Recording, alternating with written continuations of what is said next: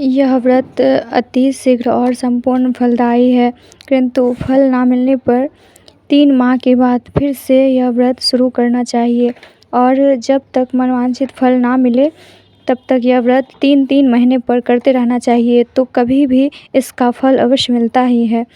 व्रत विधि शुरू करने से पहले के ये नियम हैं।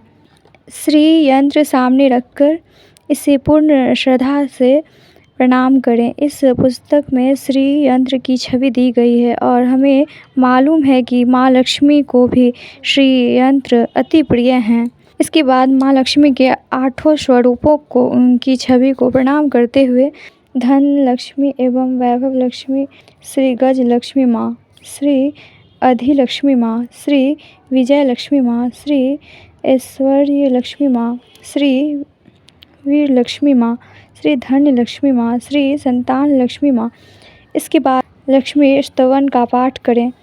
लक्ष्मी स्तवन का हिंदी अनुवाद। जो लाल कमल में विराजमान है, जो अतुल्य क्रांति वाली है, जो महान तेजस्वी वाली है, जो समस्त लाल वर्ण हैं, जिनके लाल वस्त्र पहने जाते हैं, जो भगवान विष्णु के लिए प्रिय है, उनकी पत्नी है, जो माँ लक्ष्मी सबके मन को आनंद देने वाली है, जो समुद्र मंथन के समय सागर से प्रकट हुई थी, जो विष्णु भगवान को प्रिय है, जो कमल में विराजित है और जो अतिशय पूजनीय है। हे लक्ष्मी माँ, आप मेरी रक्षा करें। लक्ष्मी माँ, हे लक्ष्मी माँ, जगत कल्याण करने वाली, सब की झोलियाँ भरने वाली, मेरी कल्याण करना। इसी तरह आपको सभी माता का रूप का नाम लेते हुए इस तरह आपको बोलना है।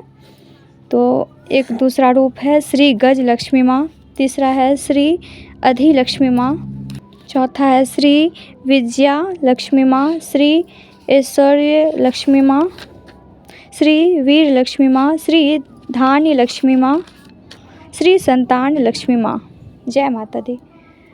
हे संतान लक्ष्मी माँ, जगत कल्याण करने वाली, सब की झोलियाँ भरने वाली, मेरा भी कल्याण करना। इस तरह बोलना है।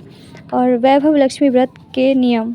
जिस तरह हम जानते हैं कि ज़िंदगी में हर चीज़ जो नियमानुसार की जाए वह पूर्ण फलदायक होती है, इसी तरह वैभव लक्ष्मी व्रत का भी पूर्ण फल देने के लिए इसके भी कुछ नियमों का पालन करना चाहिए। माँ लक्ष्मी का व्रत शुक्रवार के दिन रखना चाहिए। व्रत करने के लिए पहले अपने मन और विचारों को शुद्ध करें।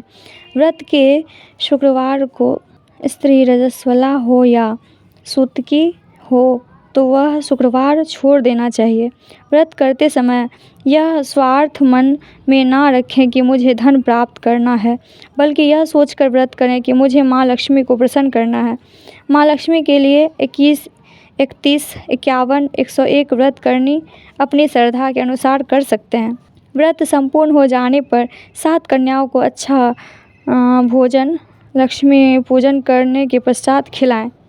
हर व्रत संपूर्ण होने पर माँ लक्ष्मी वैभव लक्ष्मी को व्रत कथा की 11, 21, 51, 101 अथवा इससे अधिक पुस्तकें अपने मित्रों संबंधियों में अवश्य बाँटें। माँ लक्ष्मी के अनेक रूप हैं। श्री यंत्र को ही यदि आप प्रणाम करते हैं तो समझ लो माँ लक्ष्मी के हर स्वरूप को आपने प्रणाम कर लिया। व्रत के दिन सुबह से ही मन में जय माँ लक्ष्मी का पाठ करते रहना चाहिए। व्रत पूर्ण होने पर ओम श्री लक्ष्मी देव्ये नमः, ओम श्री वैभव लक्ष्मी नमः का जाप 108 बार शांत मन से करना चाहिए। वैभव लक्ष्मी व्रत कथा। इस संसार के प्रारंभ से ही देवी देवताओं ने अपने चमत्कारों से अपनों भक्तों और श्रद्धालुओं का उद्धार किया है। ऐसी महिमाओं का वर्णन हमने अक्सर सुना है। माँ श्री वैभव लक्ष्मी जी की महिमा भी सर्व मनोकामना पूर्ण करने वाली अर्थात सर्व सुख देने वाली है। उनकी महिमा का वर्णन ध्यानपूर्वक सुने। यह कथा एक बहुत ही विशाल नगर की है। जो इस नगर में तरह तरह के लाखों लोग रहते थे।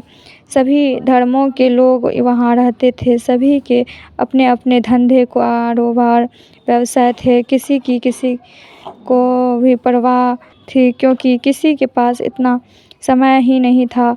धार्मिक कार्यों, भजन कीर्तन, भक्ति भाव, दया, धर्म, परोपकार जैसे नेक संस्कारों की कमी ही थी।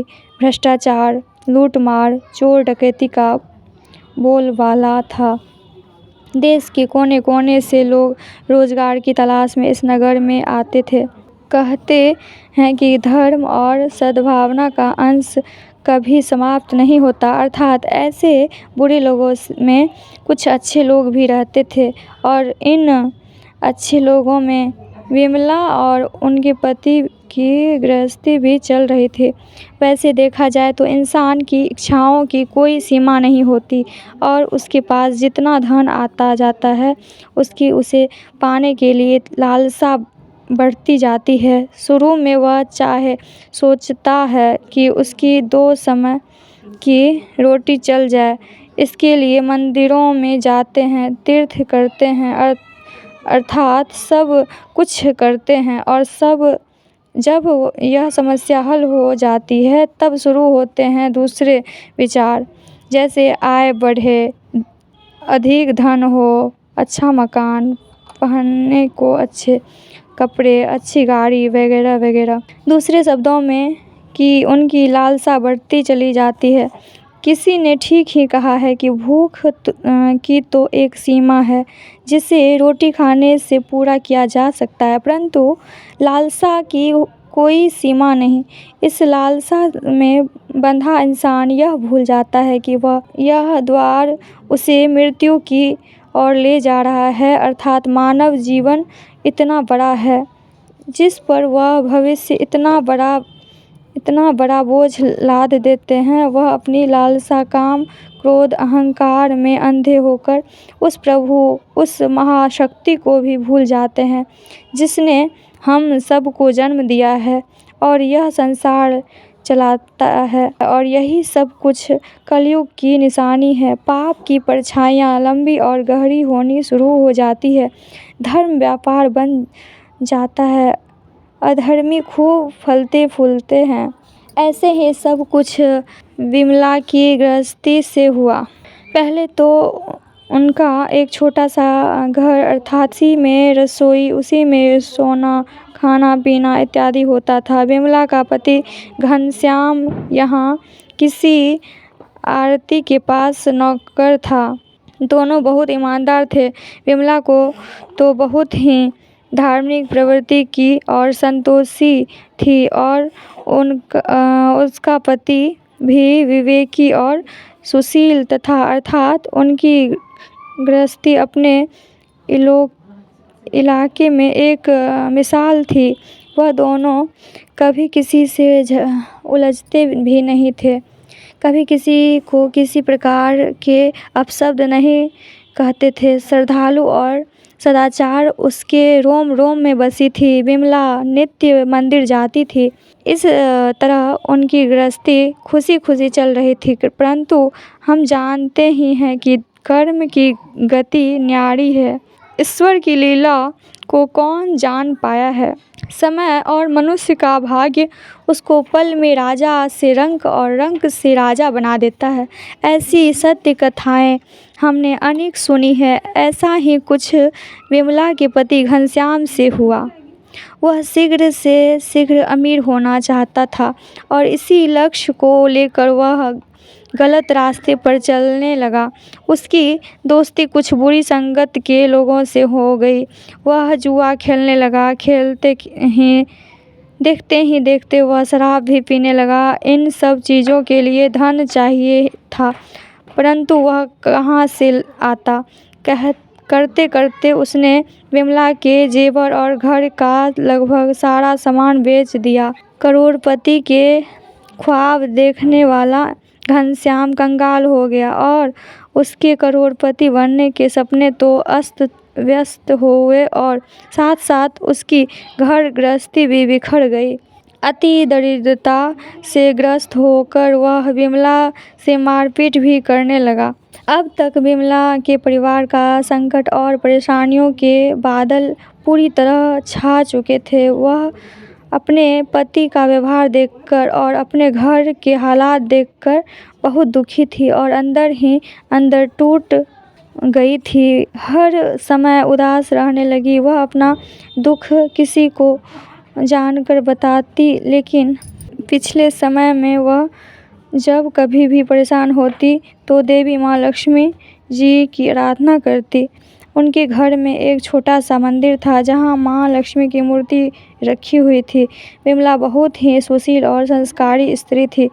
उसको पति के बर्ताव के से बहुत दुख हुआ, किंतु वह सब कुछ सहन किए जा रही थी। कहते हैं हर रात के पीछे दिन होता है और हर दिन के पीछे रात।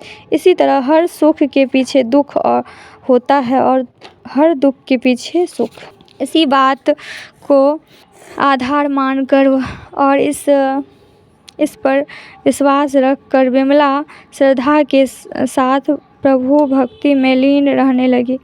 उसका अपने प्रभु में विश्वास नहीं टूटा। एक दिन विमला थक टूट कर माँ लक्ष्मी की मूर्ति के सामने बैठकर रो रही थी। माँ ने उसकी आंखों से टपकते आंसू देख लिए थे। उसके हृदय का दुख भी जान लिया था। विमला रोए जा रही थी, साथ में वह अपनी माँ लक्ष्मी का पूजन भी कर रही थी। वह कह रही थी कि माँ लक्ष्मी, मुझे बचा लो, माँ मुझे बचा लो। देखो मेरी और मेरे घर की क्या हालत हो गई है। क्या तुझे मुझ पर दया नहीं आती? मेरा पति बिगड़ चुका है। घर में लक्ष्मी जी का आप बैठी हैं, परंतु आपका दूसरा स्वरूप जो इस संसार में माया का है, वह इस घर में नहीं है। उसके बिना जीवन की गति नहीं चलती। माँ मुझे बचा लो, माँ मुझ अभागिन को बचा लो, माँ मुझे शक्ति दो, माँ मुझे शक्ति दो, शक्ति दो। माँ लक्ष्मी मुझ पर कृपा करो, इस घर को बचा लो। अब आप ही मेरा अंतिम सहारा हैं। तुमने मुझे ना बचाया तो मैं आपके चरणों में ही जान दे दूंगी। अब तो यही मेरा अंतिम निर्णय है। यह कहती हुई माँ लक्ष्मी की मूर्ति के आगे गिर गई। तभी किसी ने उसके द्वार पर दस्तक दी। विमला के अंदर ना जाने कहाँ से अनजान शक्ति आ गई। वह माँ लक्ष्मी के चरणों से उठकर अपने घर का द्वार खोलने चली गई और सोच रही थी कि मुझ गरीब के घर इस समय कौन आया होगा। घर आए अतिथि का सत्कार करना चाहिए। ऐसे संस्कारों वाली विमला ने खड़े होकर घर का द्वार खोला। देखा तो सामने एक माँझी खड़ी थी। उम्र में वह बहुत कुछ बड़ी थी। उनके चेहरे पर अलौकिक तेज अजीब सा था। उनकी आंखों में से मानो अमृत बह रहा हो। उनको देखते ही विमला के मन में उदार शांति छा गई, क्योंकि उनके चेहरे के करुणा और प्यार झलक रहा था। उनको देखकर विमला के रोम रोम में आनंद सा छा गया। विमला में मांझी को आदर सहित भीतर लाने को कहा और उन्हें बैठने के लिए बिछौना भी दिया। आसन ग्रहण करने के पश्चात मांझी ने विमला से पूछा, क्यों मुझे पहचाना नहीं? विमला ने कुछ हिचकिचाहट के साथ कहा, माँ आपको देखते ही मुझे बहुत खुशी हो रही है, अपार शांति भी मिल रही है। ऐसा महसूस हो रहा है शायद मैं जिसे ढूंढ रही थी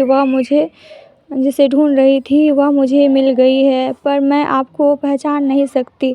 माँझी ने हंसकर और प्यार से कहा, क्यों मुझे भूल रही हो? हर शुक्रवार को लक्ष्मी जी के मंदिर में भजन कीर्तन होते हैं, तब भी मैं वहीं होती हूँ। वहाँ हम हर बार मिलते हैं। जब से पति ने गलत रास्ता अपनाया था, विमला ने मंदिर जाना भी छोड़ दिया था। वह किसी से मिलती भी नहीं थी, यहाँ तक कि किसी से नज़र मिलाने में भी वह संकोच करती थी। तभी माँझी ने प्यार से कहा, तुम लक्ष्मी जी के मंदिर में कितना मधुर कीर्तन करती थी, भजनों से सभी का मन मोह लेती थी। अब तुम वहाँ दिखाई नहीं देती। तुम किस हाल में हो, ऐसे देखने के लिए मैं खुद चली आई। माँ जी के मुख से इतने प्रेम भरे शब्द सुनकर विमला का हृदय गदगद हो उठा, क्योंकि जिस हाल में विमला रह रही थी उस हाल में माँ जी के इतने करुणा भरे शब्द उसके लिए जैसे रोते बिलखते हुए बच्चे के लिए माँ की गोद के समान थे। विमला की आंखें आंसुओं से भर गई। माँ जी के सम्मुख बैठकर वह विलख विलख कर रोने लगी। यह सब देखकर माँ जी ने विमला की पीठ पर प्यार भरा हाथ फेरकर अस्तावना देते हुए कहा, बेटी, यह संसार तो सुख और दुख का संगम है। सुख और दुख तो धूप और छाँव के समान है। जैसे रात के पीछे दिन है और दिन के पीछे रात आती है, वैसे ही हर सुख के पीछे दुख और दुख के पीछे सुख आता है। धैर्य से काम लो। बेटी, बता तुझे क्या दुख है। इतनी बात सुनकर विमला ने अपनी अवगति की पूर्ण कथा माँ जी को बता दी। बेटी, कर्म की गति न्यारी होती है।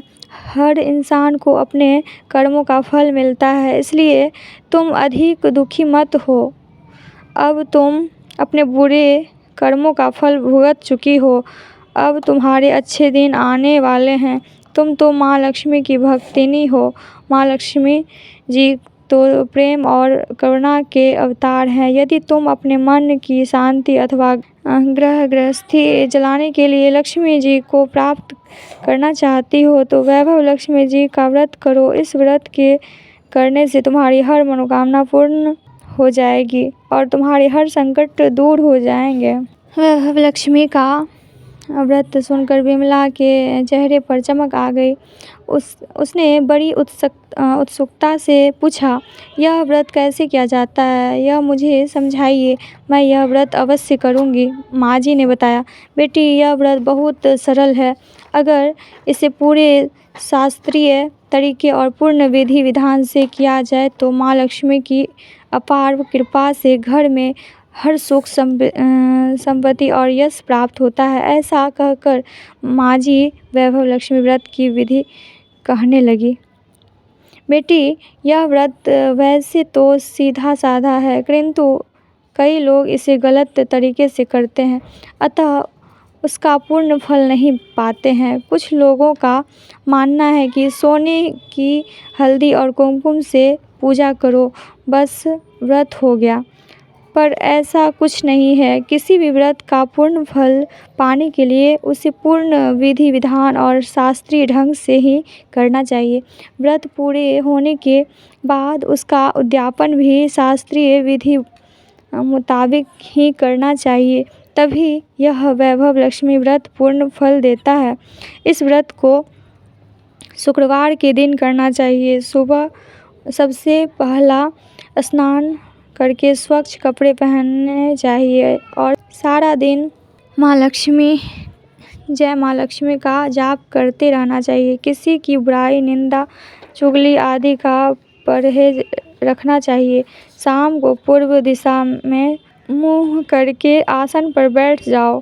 सामने पाटा रख कर उसके ऊपर साफ सुथरा वस्त्र बिछाकर उस पर चावल का छोटा सा ढेर करें। उस ढेर के ऊपर पानी से भरा तांबे अथवा चांदी का कलश रखकर उस पर एक कटोरी रखो। उस कटोरी में सोने का कोई गहना रखो।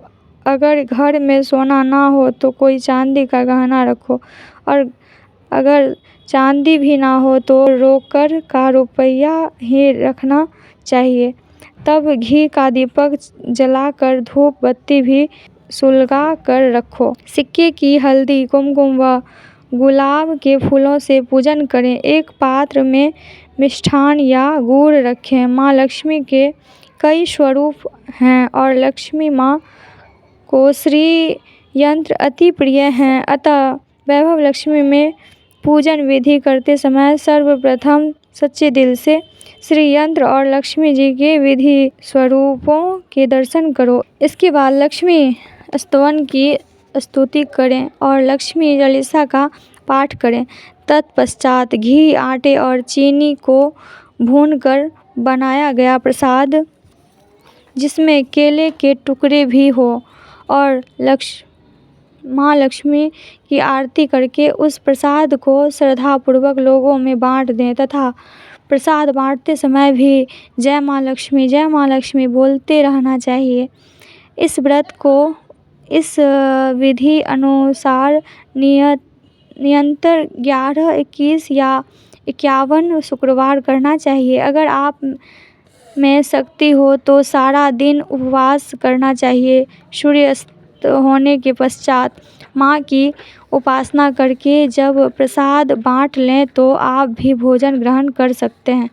बाद में माँ के आगे पड़े चावल पक्षियों में डाल दें तथा कलश का पानी तुलसी जी की क्यारी में डाल देना चाहिए। इस तरह शास्त्रीय विधि से व्रत करने पर उसका फल अवश्य मिलता है। इस व्रत के प्रभाव से सब प्रकार की विपत्ति दूर हो जाती है और आदमी मालामाल हो जाता है। संतान ना हो उसे संतान प्राप्ति होती है। भाग्यवती स्त्री का सौभाग्य अखंड रहता है। कुमारी लड़की को उसका मनभावना पति मिलता है। व्रत पूरा होने पर अर्थात जिसने व्रत की मन्नत मांगी हो उसके पूरा होने पर व्रत का उद्यापन शास्त्रीय विधि अनुसार करना चाहिए। माँ जी ने कहा, यह विधि भी मैं तुझे बताती हूँ। आखिरी शुक्रवार को खीर अथवा नैवेद्य रखो। हर शुक्रवार की तरह पूजा विधि करनी चाहिए। पूजन करने के बाद नारियल फोड़ें। 7 छोटी कन्याओं को घर बुलाकर उन्हें कुमकुम का तिलक लगाकर प्रसाद दें। उन्हें उनका मनपसंद भोजन खिलाएं और उसके बाद उनसे वैभव लक्ष्मी व्रत की महिमा बताएं और वैभव लक्ष्मी व्रत की एक पुस्तक भी अवश्य बांटें। इस दिन और मित्र संबंधियों को भी अपनी श्रद्धा और सामर्थ्य अनुसार वैभव लक्ष्मी व्रत कथा की पुस्तक अवश्य बांटनी चाहिए। इसके बाद धन लक्ष्मी स्वरूप वैभव लक्ष्मी स्वरूप वैभव देने वाला है। प्रणाम करते समय मन में ही मन भावुकता से माँ की प्रार्थना करते समय कहें, हे माँ लक्ष्मी, मैंने सच्चे हृदय से आपका वैभव लक्ष्मी व्रत पूरा किया है। हे माँ लक्ष्मी, हमारी जो भी मनोकामना आपने की हो वह बोलो। मनोकामना अतिशीघ्र पूरी करो। हे माँ, आपकी महिमा अपरंपार है। माँ जी के पास से सर्व मनोकामना पूरी करने वाले वैभव लक्ष्मी व्रत की शास्त्रीय विधि सुनकर विमला भाव विभोर हो उठी। उसको महसूस हुआ जैसे उसे सुख मार्ग मिल गया हो और वह अब तक तो वह ऐसे ही भटकती रही। उसने आंखें बंद करके माँ वैभव लक्ष्मी का ध्यान किया और माँ जी द्वारा बताए गए शास्त्रीय विधि और पूर्ण नियम अनुसार इस कल्याणकारी व्रत को 21 शुक्रवार करने का और पूरा होने पर उसका उद्यापन करने का संकल्प लिया। विमला ने संकल्प करके जैसे ही आंखें खोली तो उसने सामने किसी को ना पाया, अर्थात माँ जी ओझल हो गई थी। वह हैरान हो गई कि माँ जी कहाँ गई। तब वह समझ गई कि यह माँ जी और कोई नहीं थी, साक्षात लक्ष्मी माँ ही थी। विमला लक्ष्मी माँ की परम भक्तिनी थी, इसलिए लक्ष्मी माँ अपनी इस सच्ची भक्तिनी को रास्ता दिखाने के लिए माँ जी का रूप धारण करके विमला के घर आई थी। भाग्यवश अगले दिन शुक्रवार ही था। प्रायः ही विमला नहा धोकर कपड़े पहनकर मन ही मन पूर्ण श्रद्धा से जय माँ लक्ष्मी का जाप करने लगी। सारा दिन उसने मन में कोई बुरा भाव नहीं लाया, किसी की बुराई निंदा चुगली नहीं की, अपना मन प्रसन्न रखा और प्रत्येक व्यक्ति से हंसते चेहरे से मिलती। शाम होने पर विमला हाथ मुंह धोकर पूर्व दिशा की तरफ बैठकर मुंह करके अच्छे समय में घर में सोने के काफ़ी आभूषण जेवरात थे, लेकिन बुरे समय और पति की गलतियों के कारण सब कुछ बिक चुका था। अब तक उसके हाथ की एक अंगूठी ही बची थी। विमला ने उस अंगूठी को निकाला, उसे अच्छी तरह धोया और एक कटोरी में उसे रखा। सामने पाटे पर साफ सुथरा वस्त्र बिछाया और उस पर कुछ चावल रखे और उस पर अंगूठी वाली कटोरी रखी और उसके बाद माँ जी द्वारा बताई पूर्ण शास्त्रीय विधि अनुसार वंदन, स्तवन और पूजन किया। यह सब करने के बाद उसने थोड़ी शक्कर ली और उसे प्रसाद में रखकर वैभव लक्ष्मी व्रत किया। उसके बाद उसने माँ लक्ष्मी की आरती की और माँ लक्ष्मी को प्रसाद का भोग लगाया। उसने स्वयं भी प्रसाद लिया। चावल उसने पक्षियों को डाल दिया, पानी तुलसी में डाला और मुंदरी हाथ में पहन ली। जब शाम को उसका पति घर आया तब उसने उसे भी लक्ष्मी माँ का प्रसाद दिया। जैसे विमला के पति ने माँ का प्रसाद ग्रहण किया, अचानक उसके व्यवहार में तब्दीली आ गई। उस दिन उसने विमला का मन नहीं दुखाया और उसने किसी प्रकार की मारपीट भी नहीं की।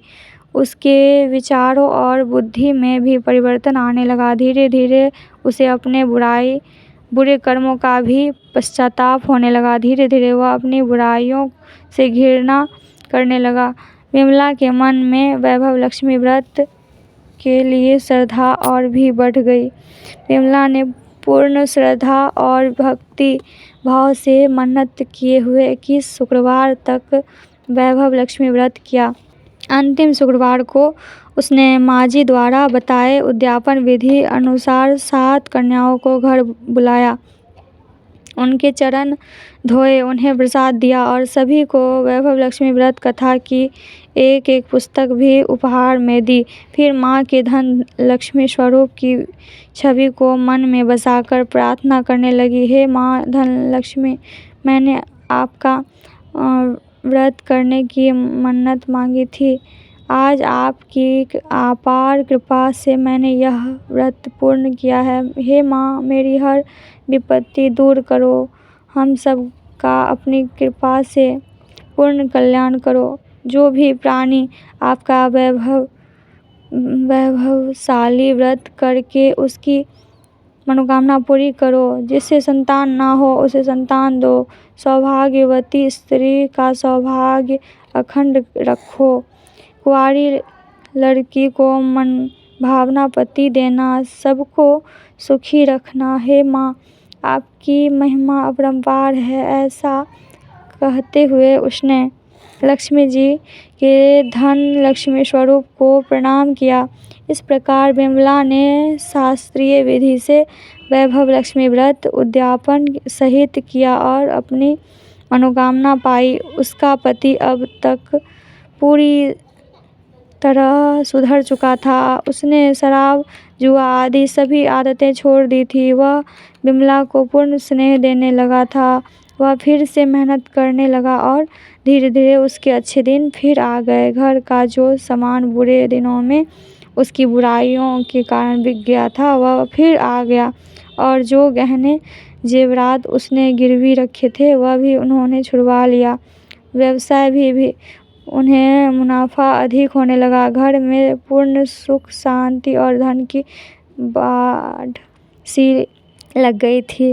वैभव लक्ष्मी व्रत का प्रभाव देखकर उनके मित्र, संबंधी और मोहल्ले के दूसरे लोगों ने भी अपनी मनोकामना की प्राप्ति के लिए शास्त्रीय विधि से इस व्रत को किया। हे माँ लक्ष्मी, आप जैसे विमला पर प्रसन्न हुई उसी तरह आप अपने सभी भक्तों और व्रत करने वालों का पर प्रसन्न होना और उनको मनवांछित फल देना, सबको सुख शांति देना। जय धन लक्ष्मी माता की सदा ही जय। जय लक्ष्मी माता।